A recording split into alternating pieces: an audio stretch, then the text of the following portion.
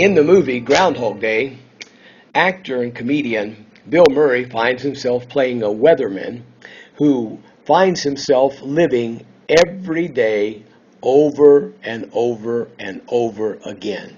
Every day's experience was the same. He got his assignment to go report about Poxitani Phil, which is a porcupine in America, that if he sees his shadow during wintertime, it means there's going to be 6 more weeks of winter, and if he doesn't see his shadow, that means good weather is on the way. He despised this assignment. He said that he hated to go up and see what he called the rat every year. He woke up one morning, the alarm went off, and he went through his day. And then he went to bed that night, and he woke up the next morning, and every successive day after that, he had the same experiences. Woke up the same time every day, saw the same people, ate the same food, said the same things, over and over and over again. In one sense, this reminds me of today's scripture taken from Judges chapter 4, about the pattern of persistent negative behavior that Israel continued to repeat over and over again. Insanity has been described by some, especially it's been Albert Einstein's been given credit for this saying, as being doing the same thing over and over again while expecting different results. One cannot help but agree with that sentiment.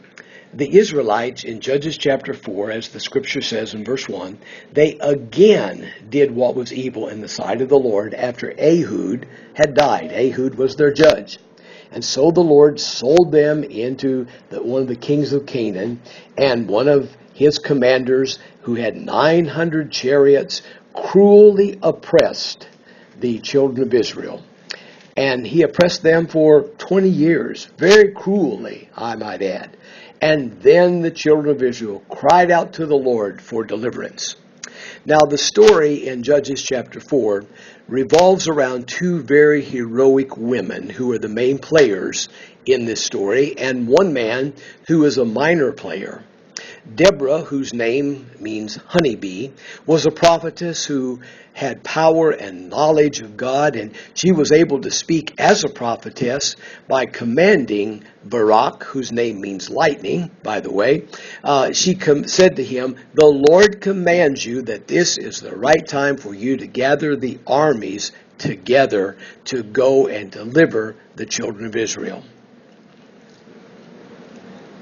In this passage of Scripture, the other strong woman is Jael. This woman, as the story goes, when Sisera, who was the commander of the king's forces that was against Israel, when this man, in the throes of battle fatigue, went to sleep in a tent of what he thought was one of his friends. This woman, she gave him some milk to drink, and he lay down exhausted, and when he was fast asleep, she took a stake and drove it through his temple right into the ground. Well, 2 women, very, very strong-willed women, very capable women, were used by God to deliver his people. His people were definitely oppressed.